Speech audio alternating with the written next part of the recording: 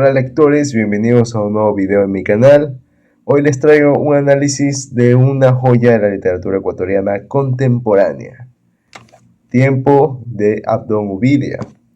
Este libro es una recopilación de 11 historias, bueno, yo los llamaría relatos, que cuestionan nuestra comprensión del tiempo y sus implicaciones en nuestras vidas. Pero antes de hablar del libro, comencemos con su autor y el contexto que lo rodea. Ya saben que eso es algo muy característico de mis videos, de que yo siempre comienzo con lo que es el autor y su metodología, todo ello. Y luego con la reseña. Abdón Ubidia, nacido en Quito en 1944, actualmente tiene 81 años, es uno de los escritores más destacados de Ecuador, es conocido por su estilo reflexivo y su habilidad para explorar temas filosóficos y sociales a través de la ficción. Estudió en la Universidad Central del Ecuador y dedicó gran parte de su vida a la enseñanza y la escritura. Entre sus obras más reconocidas se encuentran Ciudad de Invierno y La Madriguera, que han cimentado su reputación como maestro del cuento y la novela corta. Escribió en una época marcada por grandes cambios políticos y sociales en América Latina, como las dictaduras militares, los procesos de democratización y el auge del neoliberalismo. Recordemos un poco de historia que en aquel entonces, por allá en los años 1950 a 1960, después de la Segunda Guerra Mundial, las dos potencias, en este caso Rusia y Estados Unidos, buscaban expandir su ideología. Entonces lo primero que hizo Estados Unidos fue enseguida establecer Plan Cóndor, expandir el neoliberalismo a América Latina a través de las dictaduras militares. Muchas fueron fuertes, otras no tanto, como no se considera en mi país, pero ya de cada quien. Igual la dictadura sí fue un momento muy fuerte y esto el autor lo transmite, porque estas transformaciones influyeron en su visión del mundo, lo que se refleja en sus textos cargados de crítica social y filosófica. Ahora pasamos con las ideas de Abdón Ubidia sobre la realidad, el arte y la literatura. Para Ubidia la realidad es un entramado complejo que va más allá de lo visible. Explora los límites entre lo objetivo y lo subjetivo, cuestionando nuestra percepción del tiempo, el espacio y la existencia. En cuanto al arte y la literatura, los considera herramientas esenciales para desentrañar estos misterios, enfatizando la importancia de la imaginación y el pensamiento crítico. Sus obras están cargadas de simbolismo y reflexión, creando un diálogo constante con en este caso, con el lector. Para analizar tiempo, utilizaremos un enfoque que combina el contexto histórico y cultural con un análisis temático y estilístico. Esto permite entender cómo las historias dialogan con las ideas del autor y su época. Pero a ver, es entender la época del autor, porque si es la época de este caso de las historias, va variando mucho. Hay que recordar que es una recopilación. Muchas van al pasado y otras van al futuro, como en 2050, que ya vamos a ver en una hora, que es una de mis favoritas, por si acaso. Pero el libro sí pertenece a un tipo de literatura como tal. Pertenece a la literatura contemporánea latinoamericana y refleja una influencia del realismo mágico y el existencialismo. Ubidia utiliza elementos fantásticos y especulativos para explorar temas universales como el tiempo, la moralidad y el progreso humano. Este estilo permite una mezcla única de crítica social y reflexión filosófica. Ahora entremos de lleno en las historias de tiempo, un libro que nos invita a reflexionar sobre una de las dimensiones más intrigantes de nuestra existencia. Empecemos con el primer capítulo, o la primera historia, el primer relato. ¿Cuánto dura el presente? Esta historia aborda la fugacidad del presente, explorando la idea de que nunca podemos atraparlo, porque está en constante movimiento, y es muy cierto. El tiempo es oro, y muchos lo sabemos, pasa muy rápido. Ubidia nos lleva a cuestionar si realmente vivimos en el presente o si estamos atrapados entre recuerdos del pasado y expectativas del futuro. Con un tono filosófico, el autor nos deja meditando sobre la naturaleza efímera de nuestra experiencia. Y esto me recuerda mucho a lo que Y bueno, me pueden llamar un poco loco porque estoy de un libro pasando a una película, pero esto me recuerda a la frase del maestro Uwey: si estás en depresión, vives en el pasado; si estás ansioso, vives en el futuro; si estás en paz, vives en el presente. Algo así es lo que nos muestra el primer capítulo. El segundo capítulo es Distancias. En este relato se exploran las barreras que separan a las personas, no solo físicas, sino también emocionales. Ubi utiliza la distancia como una metáfora de la incomunicación humana y cómo ésta nos aísla en nuestras propias burbujas de realidad. La narración nos lleva a preguntarnos si realmente llegamos a conocer a los demás o si siempre hay un abismo que no podemos cruzar. El tercer capítulo es ¿Cuánto dura el futuro? Ubi examina la relación entre nuestras decisiones presentes y el futuro que construimos a través de una narración especulativa. El autor plantea la incertidumbre del futuro y cómo nuestras acciones, grandes o pequeñas, tienen repercusiones que trascienden nuestro tiempo. Es una invitación a reflexionar sobre la responsabilidad que tenemos hacia lo que viene. El cuarto relato es La impresora de 4 dimensiones. En este relato de ciencia ficción, Ubivia presenta una tecnología que permite manipular el tiempo y el espacio. Esta historia no solo especula sobre los avances tecnológicos, sino también plantea preguntas éticas sobre el poder humano para alterar la realidad. Es una crítica al progreso desenfrenado y sus posibles consecuencias. De hecho, esta es una de mis obras favoritas porque en este relato, la impresora de 4 dimensiones, se aborda un ambiente pasado, por decirlo así, porque es del siglo XVIII más o menos, donde el protagonista conoce a Hipatia, o no Hipatia, de Alejandría, la filósofa matemática que ayudó a Grecia y que fue, fue ultrajada por los cristianos en ese entonces. No, sino que me refiero a una Hipatia que el protagonista conoce, y porque él trabaja en una librería, entonces ella la visitaba con frecuencia y le hablaba sobre la impresora de 4 dimensiones. Pero un día se dejaron de ver y ya unos años después, ya como que ya no se reconocían. Ahora pasamos con el quinto capítulo del nuevo, junto a un Aleph. Ahí pongo en el título para que vean cómo es el Aleph. Este cuento filosófico reflexiona sobre la creación y el concepto de infinito, utilizando el simbolismo del Aleph. El Aleph es la primera palabra en el abecedario en hebreo. A través de un lenguaje evocador, Ubiya explora la relación entre humanidad y divinidad, planteando cómo la búsqueda de conocimiento nos acerca o nos aleja de nuestra esencia. También es uno de mis relatos favoritos, ya que acá en Del Nuevo es básicamente como está pasando en la actualidad. Hoy en día, este señor Elon Musk está creando chips, o bueno, ya creó chips para el cerebro, para que nosotros supuestamente tengamos una nueva percepción, nuevos avances tecnológicos, ya. Entonces, de nuevo, empieza con eso. De nuevo se considera una, una cosa redonda tecnológica. Es una esfera, básicamente. Si no me recuerdo, se ponían los lentes y eso cambiaba las graduaciones, qué sé yo, lo hacía oscuro para el sol, ponías música, recetas, mapas. Entonces, y con el tiempo dijeron que de nuevo iba a ser más chiquito, pero para poder entrar en el cerebro, implantarlo y ya tener más cerca la tecnología. Entonces ahí es en donde ya está ese dilema entre alejarse de la divinidad y estar ya más con la tecnología, humanidad, tecnología, y ya no estar con la divinidad. Porque aquí básicamente la divinidad pasa a ser el nuevo y esto ya es como un reemplazo a lo que se cree anteriormente. El sexto capítulo es el tiempo elástico o cuánto duran los deseos. En esta historia, Upidia juega con la percepción subjetiva del tiempo. Los deseos, las emociones y las experiencias moldean cómo sentimos el paso del tiempo, haciéndolo parecer más rápido o más lento. Este cuento captura la tensión entre lo que deseamos y la fugacidad de nuestras vivencias. Este también es uno de los relatos favoritos, en mi caso.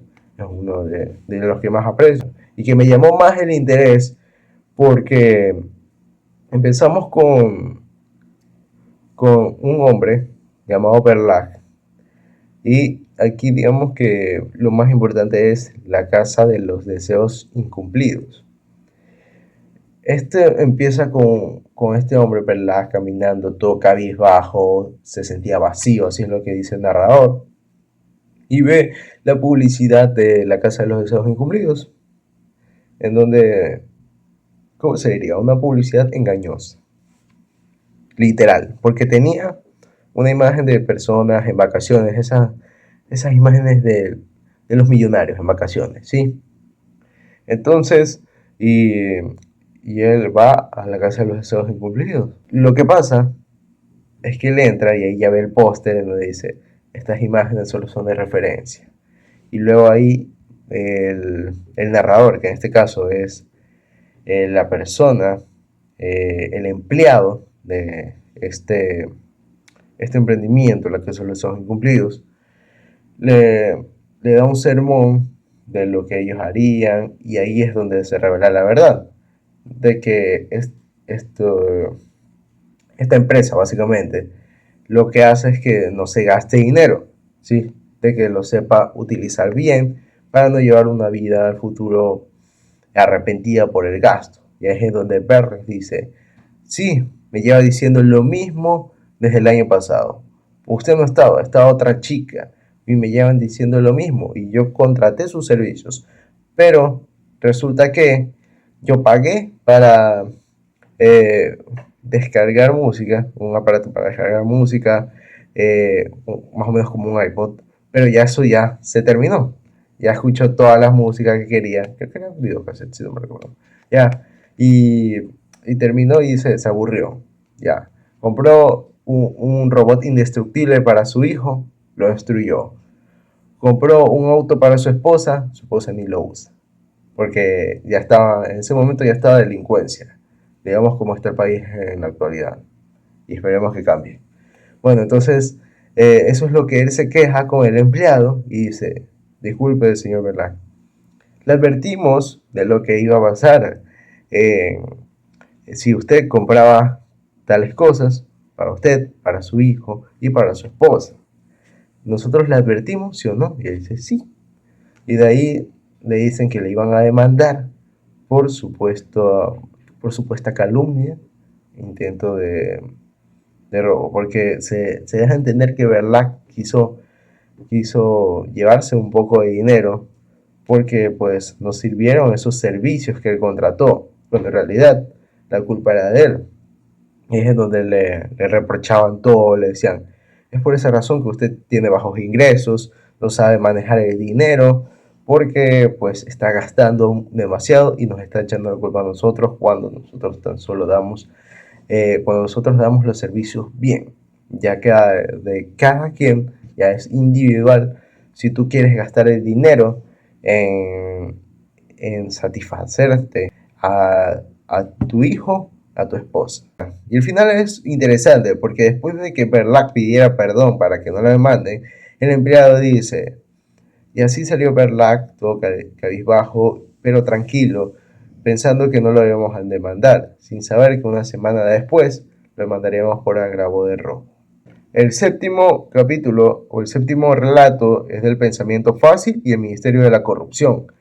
Este relato me confundió demasiado. Empezamos que porque es una crítica política y social, porque este relato denuncia cómo la corrupción pervierte las estructuras de poder y afecta la vida cotidiana. Ubida utiliza un tono satírico para exponer las contradicciones de las instituciones humanas y la capacidad del pensamiento superficial para justificar lo injustificable. Bueno, esto empieza primero con un periodista que ve a un filósofo y le va conversando, pero este filósofo es medio ambiguo, ¿sí? Le dice, joven, pues lo subestima en pocas palabras a este periodista, pero resulta investigar tanto que logra saber que este filósofo es el de mayor jerarquía en el Ministerio de la Corrupción. Y bueno, al enterarse ya este filósofo le ofrece el puesto para ganar, escúcheme, incluso el triple de lo que ganaba el joven periodista. Y al final, pues, el final sí es muy ambiguo porque no se sabe si lo aceptó o no, pero él decía que el tiempo está pasando y yo ya me estoy viendo como un viejo. Sí, algo refiriéndose un poco a lo que sería el filósofo, porque el filósofo ya era un hombre mayor, más o menos de unos 80 años, y el libro sobre la corrupción lo escribió en los 40 años. Entonces él se notaba como una metáfora de este periodista entre si aceptar o no, porque ya sabía que, o sea, el dinero puede ser tentador. Vamos con el octavo relato de los nuevos bebés. Esta historia especula sobre un futuro en el que la manipulación genética redefine el concepto de humanidad. Uvidia plantea dilemas éticos y filosóficos sobre el avance científico, preguntando hasta dónde se puede llegar antes de perder nuestra esencia como especie. El noveno relato es Porvenir. Este cuento aborda el concepto del destino y la predestinación. Uvidia juega con la idea de que cada acción tiene consecuencias inevitables, dejando al lector reflexionando sobre cuánto control realmente tenemos sobre nuestras vidas. Este relato es muy interesante porque primero empieza explotando la mente, sí, porque nos dice que era Quito el año 2050 y que los protagonistas, que eran dos esposos, ya tenían que morir hace 20 años. Pero les pasó un experimento genético y ellos no envejecían. Pero lo importante y lo que dice, porque es muy corto, creo que es de una página y media, dice que los de la costa, al ver los cambios climáticos, la costa fue destruida, gran parte, y se tuvieron que ir a la sierra. O sea, para toda mi vida, 2050 básicamente, yo que vivo en la costa, ya estaría ya en la sierra por los cambios climáticos. Y la verdad es que sí es un poco preocupante, más que todo porque hoy en día Estados Unidos está pensando en la refinería y eso afecta demasiado al, al medio ambiente y puede llegar a consecuencias desastrosas. El décimo, prisiones perpetuas, una metáfora de las estructuras sociales que nos atrapan. Este relato denuncia la alineación del ser humano en un sistema que los deshumaniza. Uvidia utiliza la prisión como un símbolo de los cielos repetitivos y la falta de libertad. Y pasamos con el último capítulo, el último relato, del tiempo y las edades. El relato final es una reflexión profunda sobre el paso del tiempo y cómo cada etapa de la vida tiene su propio ritmo y significado. Es un cierre poderoso que une los temas del libro, dejando al lector con una sensación de asombro y melancolía. Este es uno de mis relatos favoritos porque básicamente es algo similar a la película que interpretó Brad Pitt en 2005, creo. El extraño caso de Benjamin Button, que es de un hombre que nace siendo anciano y a medida que va creciendo, pues va rejuveneciendo, ¿sí? Se va haciendo más joven hasta finalmente ser un niño, y ya cuando es un bebé, pues ya fallece. Pero lo llama más como algo de amor, porque mientras eh, la chica que él está enamorado va envejeciendo, él va rejuveneciendo. Sí, yo le veo algo muy similar. Empezando porque el protagonista está enamorado de una chica que es la mitad de su edad. Tiene 30 años y se llama María.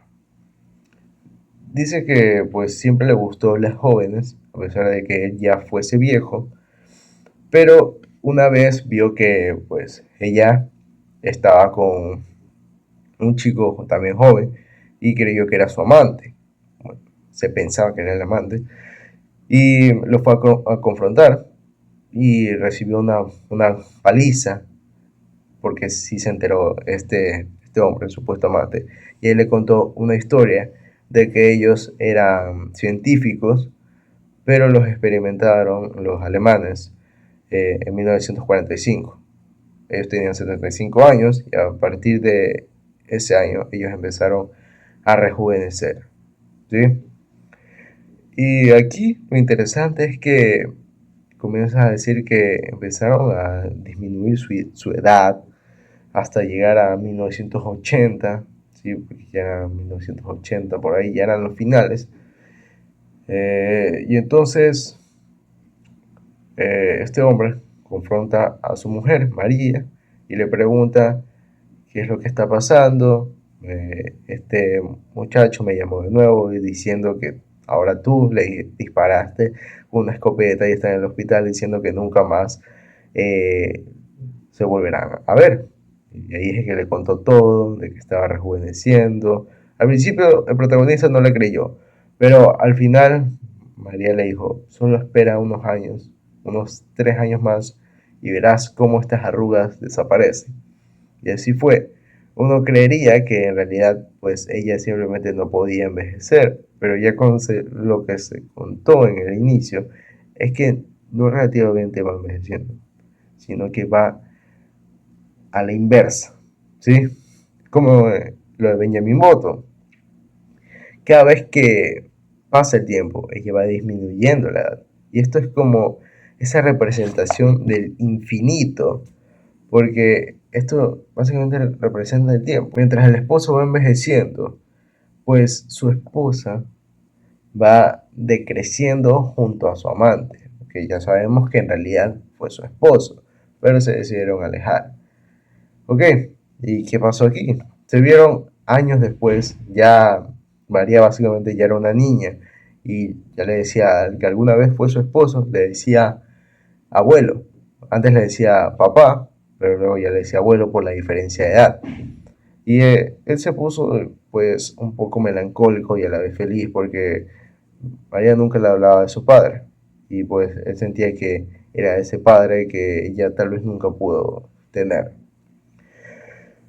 Y se vuelven a encontrar con aquel muchacho, pero ya no era un muchacho, era un niño y ya tenía pues una esposa que en ese entonces, 1980 y pico, eran de la misma edad, pero ya en ese año ya pues ya era una mujer de unos 40 y pico de años, ¿sí?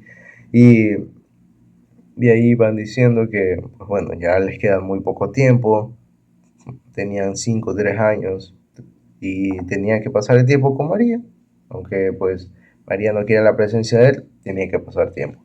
Y él va contando que así fue pasando el tiempo, él iba envejeciendo, este, él se hacía cargo también del otro muchacho que no quería porque le dio una golpiza claramente, incluso en el apretón de manos cuando se volvieron a reencontrar años después, él le apretó la mano, así en un acto de venganza. Y obvio que le iba a doler porque él ya tenía las manos de un niño, mientras el otro ya tenía fuerza, el protagonista ya tenía fuerza porque ya era mayor. Y al final es pues misterioso porque nos dicen que en vez de morir, como lo fue en el caso de Benjamin Button, ellos fueron bebés, pero luego reciben una llamada diciendo que tienen que ir a incubación, como la fertilización in vitro hoy en día. Tuvieron que ir allí y luego fueron pues cada vez formándose un feto y de ahí desaparecieron de la nada. Por eso es uno de mis relatos favoritos. Es misterioso, sí, pero la verdad es que por la comparación con la película es uno de mis relatos favoritos y que yo no me puedo olvidar. Sobre todo el cómo vas sintiendo con el personaje, porque en parte tú lo comprendes hasta cierto punto y cómo eh, tiene que cuidar cada vez a su compañera de vida, en este caso, porque digamos que él al inicio se casó con una joven para que la joven lo acompañase, y más bien él tuvo que acompañar a la joven hasta su final, o su inicio, quién sabe, en realidad yo no sé, porque solo dicen que desaparecieron. Y así concluye nuestro viaje a través de las historias de tiempo de Abdón Uvidia. Este libro no solo nos invita a reflexionar sobre el tiempo, sino también sobre nuestra condición humana. Si ya lo han leído, cuéntenme en los comentarios qué les pareció y si no, qué esperan para sumergirse en sus páginas. No olviden suscribirse, darle like al video y activar la campanita para más contenido literario. Nos vemos en el próximo video. Adiós y gracias.